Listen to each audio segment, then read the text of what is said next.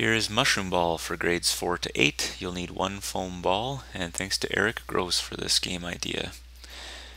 So in Mushroom Ball, your players will start spread out in the playing area at any place they want, and one ball will be tossed in. Just one ball as it's tossed in is a loose ball, and basically it's a free-for-all. For first person to get there will become a thrower. So we've seen some players that tried to get there, and one player has gotten it, so that player is the first thrower. Now there will be many different throwers throughout this game. It'll always switch up, but as a player is now the thrower, that player will have 3 steps before they're going to try and throw the ball at somebody. So that player can take 3 steps if they want. This player has decided to not use the 3 steps and just throw the ball right away and hit somebody that's close by. So that player that was hit turns into a mushroom. So to turn into mushroom, they just crouch down and sit on the floor, and they're stuck as a mushroom. They won't be stuck the whole game, of course, and they can tag people that are going by. If there's somebody that comes near, they can tag them, and I'll talk about that in a minute here.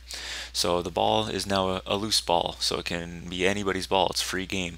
So we see that somebody there has ran to it and claimed the ball, so that's the new thrower. So we have another thrower, and that thrower can take 3 steps, and 1, 2, 3. We've seen the 3rd step and has launched the ball but has missed all the players. So it's just a free ball again. Loose ball, anybody's ball. And we see another player has then become the thrower and has thrown the ball, and instead of hitting somebody, that player has actually caught the ball.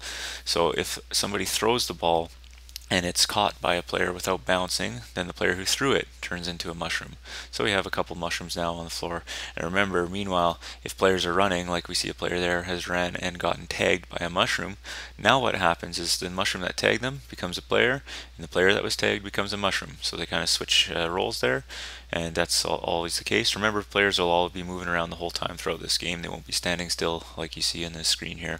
And another rule is if a ball is rolling, a loose ball rolls near a mushroom when they get the ball, what they can do is the mushrooms then will try and complete passes to all the mushrooms that are on the ground.